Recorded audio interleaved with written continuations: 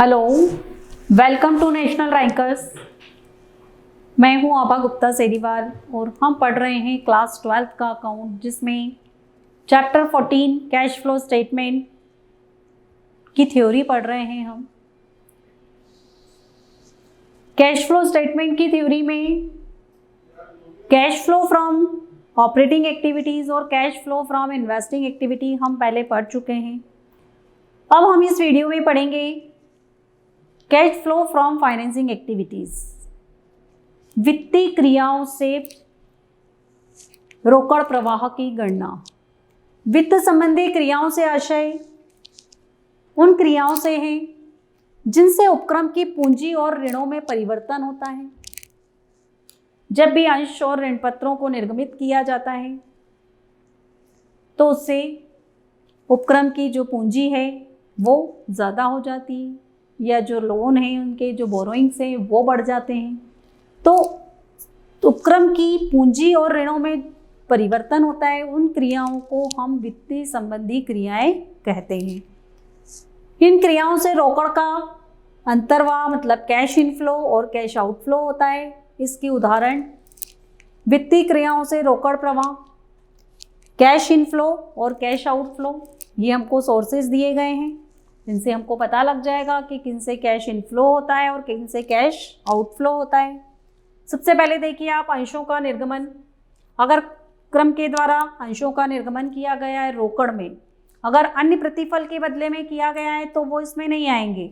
सिर्फ रोकड़ के लिए जो निर्गमन किया जाता है वही आपको इसमें लेना है। इसी तरह से रोकड़ के लिए ऋण पत्रों का निर्गमन, दीर्घकालीन ऋणों से प्राप्तियां रोकड़ में, बैंक अधिविकर्ष तथा उधार कैश क्रेडिट के रूप शेष में वृद्धि होना, वो इसमें आ जाएगा, और अग्रिम याचना पर प्राप्त ब्याज, ये सब इसमें कैश इनफ्लो में आएंगे। कैश इनफ्लो में हमें क्या क्या लेना है? Issue of shares, issue of debentures, receive from long term loans और बैंक ओवरड्राफ्ट, कैश क्रेडिट और interest received on call in advance, ये सब हमको इनफ्लो में लेना है। इसी तरह से कैश आउटफ्लो में देखिए आप ऋणों व उधार राशि का रोकड़ भुगतान, ऋण पत्रों का शोधन, शोधन मतलब भुगतान, ऋण पत्रों पर ब्याज का भुगतान, या कोई ऋण है उसके ऊपर कोई ब्याज है तो उसके ब्याज का भुगतान, वो आउटफ्लो में आएगा। लाभांश का भुगतान, बैंक अधिविकर्ष तथा कैश क्रेडिट में कमी, पूर्वाधिकार अंश पूंजी का भुगतान और अपने समता अंशों को वापस कंपनी के द्वारा खरीद लेना, buy back of shares, bank overdraft और कैश क्रेडिट पर चुकाया गया ब्याज, ये सब कैश आउटफ्लो में आएंगे। तो इनफ्लो के आइटम्स मैंने आपको ये बताए, आउटफ्लो में जो भी पेमेंट किया जा रहा है वो सब आउटफ्लो में चला जाएगा। तो ये हमको जस्टिफाई करना है कि कौन सा इन्वेस्टिंग एक्टिविटी का है, कौन सा फाइनेंसिंग एक्टिविटी का है और कौन सा ऑपरेटिंग एक्टिविटी का है। तो सबको अलग अलग कैटेगरी में हमको डिवाइड करना है। अब हम इसका फॉर्मेट देखेंगे कि फॉर्मेट क्या है। फाइनेंसिंग एक्टिविटी से जब हमको कैश फ्लो निकालना है तो हम किस तरह से निकालेंगे, तो उसके लिए ये फॉर्मेट बनाया हमने, हेडिंग लिख दिया calculating cash flow from financing activities. 2 column रहेंगे अमाउंट के और 1 कॉलम रहेगा पर्टिकुलर का। Proceeds from issue of shares and borrowings, जो भी शेयर को इशू करने से या बोरोइंग जो भी लॉन्ग टर्म्स हैं वो इसमें आ जाएंगे। लॉन्ग टर्म बोरोइंग्स में जैसे डिबेंचर इशू किए गए हैं तो वो आएंगे। सबसे पहले जो भी प्रोसीड्स है मतलब जो भी रिसीव्ड है वो लिख लेंगे हम, जो भी इनफ्लो हुआ है वो लिख लेंगे। इसमें लिखेंगे proceeds from issue of equity shares, equity shares को इशू करने से जो अमाउंट मिला सबसे पहले वो आ जाएगा। फिर अगर कोई प्रेफरेंशियल शेयर होल्डर्स से अमाउंट रिसीव्ड हुआ है तो वो आ जाएगा। और proceeds from long term loan, long term loan से अगर कोई अमाउंट मिली है तो वो भी इनफ्लो में आएगी। अगर डिबेंचर है इसकी जगह तो वो भी आ जाएंगे। तो इन सबकी अमाउंट को हम यहाँ फर्स्ट वाले कॉलम में लिख लेंगे और फर्स्ट वाले कॉलम में उनको लिखने के बाद उनकी टोटल लगा के हम उसको सेकंड वाले कॉलम में लिख देंगे। फिर इसमें से हम माइनस करेंगे किसको, buy back of equity shares. अगर इक्विटी शेयर्स को वापस से खरीद लिया है तो उसके लिए पेमेंट करना पड़ेगा, तो वो आउटफ्लो में चला जाएगा। माइनस कर रहे हैं मतलब ये आउटफ्लो है। क्या है ये, आउटफ्लो, जिसमें कि कैश गया है।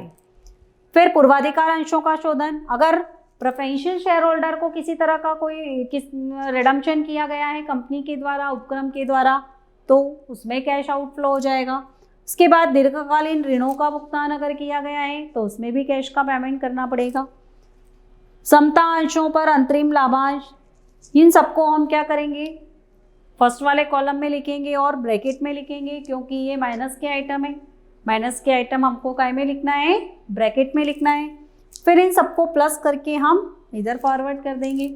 इधर की जो अमाउंट रहेगी उसमें से इसको माइनस कर दिया जाएगा। फिर माइनस के बाद अगर समता अंशों पर अंतरिम लाभांश दिया गया है तो वो हमको इसमें लिखना है। फिर समता अंशों पर अंतिम लाभांश, फाइनल डिविडेंड अगर दिया गया है तो वो इधर लिख लेंगे हम। Final dividend on preferential share, preferential share के ऊपर जो फाइनल डिविडेंड दिया गया है वो, और interest paid on long term loan or debentures, इन सबको हम वापस प्लस करके फिर इस अमाउंट में से माइनस कर देंगे। तो जो फाइनली अमाउंट आएगी हमारी वो कहलाएगी cash flow from financing activities. तो ये कैश फ्लो भी हो सकती है और कैश यूज्ड भी हो सकती है। अगर प्लस में आंसर है तो कैश फ्लो कहलाएगा और माइनस में है तो कैश यूज्ड कहलाएगा। तो ये है हमारा फाइनेंसिंग एक्टिविटी का फॉर्मेट, जो हमें इस तरह से बनाना है। इससे संबंधित जो क्वेश्चन आएंगे तो वो भी हमको इसी तरीके से करना है। अब हम देखेंगे कि कैश फ्लो स्टेटमेंट कैसे बनाया जाता है। अभी इसके पहले हमने देखी कि ऑपरेटिंग एक्टिविटीज से कैश फ्लो निकालना, इन्वेस्टिंग एक्टिविटीज से कैश फ्लो निकालना और फाइनेंसिंग एक्टिविटीज से कैश फ्लो निकालना।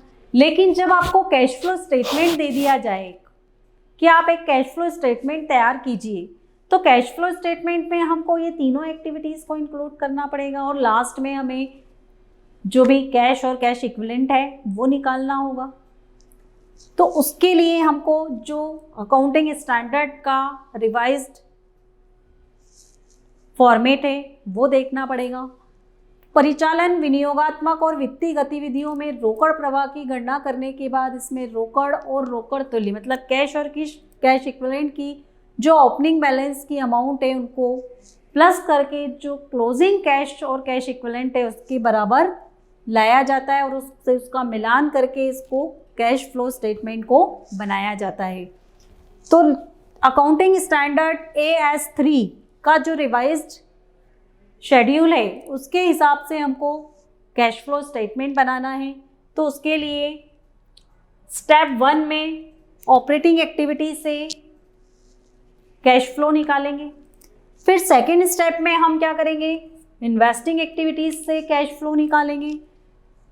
फिर थर्ड स्टेप में हम फाइनेंसिंग एक्टिविटीज से कैश फ्लो को कैलकुलेट करेंगे और फिर फोर्थ स्टेप में हम क्या करेंगे, इन तीनों को से अगर कोई कैश फ्लो हो रहा है तो उनको प्लस या माइनस जो भी है वो क्वेश्चन की कंडीशन के ऊपर डिपेंड करेगा कि इनको हम प्लस या माइनस करेंगे और फिर इन तीनों का योग कैश और कैश इक्विवेलेंट को शो करेगा, जो नेट इंक्रीज या डिक्रीज के रूप में हो सकता है। तो फोर्थ स्टेप में जो भी प्राप्त हमको नेट इंक्रीज या डिक्रीज होगा उसको कैश एंड कैश इक्विवेलेंट से ओपनिंग जो कैश का बैलेंस होता है या कैश के जो समतुल्य हैं उनको हम इसमें प्लस कर देंगे। तो इस प्रकार जो अमाउंट हमको मिलेगी वो उस पर्टिकुलर टाइम पीरियड या ईयर के एंड में कैश या कैश इक्विवेलेंट के बराबर होगा। जैसा कि आपको क्वेश्चन में दिया गया होगा, क्वेश्चन में आपको एक बैलेंस शीट दी गई होगी, तो उस बैलेंस शीट में जो भी क्लोजिंग कैश का या बैंक का बैलेंस होगा तो वो उससे मैच करेगा। तो उससे आपको पता लग जाएगा कि आपका जो क्वेश्चन है वो आपने बिल्कुल सही किया है, उसको आप उससे वेरीफाई कर सकते हैं। तो अब हम इसका फॉर्मेट देखते हैं कि इसको किस तरह से बनाया जाता है। देखिए, अकाउंटिंग स्टैंडर्ड AS3 के अनुसार कैश फ्लो स्टेटमेंट का फॉर्मेट है ये। Format of cash flow statement, जिस भी डेट में बनाया जाएगा वो डेट हम आगे लिख देंगे और इनडायरेक्ट मेथड से हम इसको बना रहे हैं। तो सबसे पहले इसमें ए पॉइंट आ जाएगा cash flow from operating activities. तो सबसे पहले cash flow from operating activities को लिखा जाएगा और उसमें क्योंकि हम ये इनडायरेक्ट मेथड से बना रहे हैं तो इनडायरेक्ट मेथड में नेट प्रॉफिट को बेस माना जाता है, तो उसमें नेट प्रॉफिट लिखेंगे हम। सबसे पहले net profit before tax and extra ordinary items, वो हम इसमें लिख देंगे। उसके बाद में फिर ऐड करेंगे डेप्रिसिएशन, फॉरेन एक्सचेंज, इसके अलावा loss on sale of fixed assets, ये आपको इसमें प्लस करनी है। Interest paid on long term loan and debentures, goodwill return of, प्रीमिलरी expenses return of, ये सारे आइटम आपको प्लस करके सेकेंड वाले कॉलम में फॉरवर्ड कर देना है। उसके बाद हम इसमें से माइनस करेंगे इनकम फ्रॉम इंटरेस्ट, जो भी इंटरेस्ट से इनकम हुई है, income from dividend, income from rent और gain on sale of fixed assets, मतलब फिक्स्ड असेट्स को सेल करने से जो प्रॉफिट हुआ है वो, ये सब आइटम माइनस के हैं इसलिए ब्रैकेट में शो किए गए हैं और इन सबको प्लस करके इधर फॉरवर्ड कर दिया जाएगा। उसके बाद जो आंसर आएगा वो कहलाएगा operating profit before changes in working capital. ये आने के बाद फिर जो करंट असेट्स और करंट लायबिलिटीज में किसी तरह का कोई डिफरेंस आ रहा है, कोई वेरिएशन आ रहा है तो उसको लेकर करेंगे हम। सबसे पहले हम ऐड करेंगे। ऐड में आपको ये दो चीज़ें ऐड करना है, क्या, डिक्रीज इन करंट असेट्स और इंक्रीज इन करंट लायबिलिटीज। अगर करंट असेट्स में कोई डिक्रीज हो रहा है तो वो ऐड कर देना है और करंट लायबिलिटीज में कोई इंक्रीज हो रहा है तो वो आपको ऐड कर देना है। इनको ऐड करने के बाद में ये दो आइटम आपको लेस करना है, डिक्रीज इन करंट लायबिलिटीज और इंक्रीज इन करंट असेट्स। इनको प्लस माइनस करने के बाद जो अमाउंट आएगा वो कहलाएगा cash generated from operating activities. उसके बाद हम इसमें से इनकम टैक्स को माइनस कर देंगे, अगर रिफंड है तो उसको प्लस कर देंगे। तो इनको प्लस माइनस करने के बाद जो आएगा वो कहलाएगा cash flow before extra ordinary items. और फिर उसमें एक्स्ट्रा ऑर्डिनरी आइटम्स को या तो लेस किया जाएगा या ऐड किया जाएगा, ये क्वेश्चन की कंडीशन पे डिपेंड किया करेगा कि आपको उसमें प्रॉफिट दिया है या लॉस दिया है। तो इनको प्लस या माइनस करने के बाद जो आएगा वो कहलाएगा cash flow from operating activities. ये हमने पूरी इनडायरेक्ट मेथड में भी पढ़ा था, तो वही चीज़ आपको इसमें भी करना है।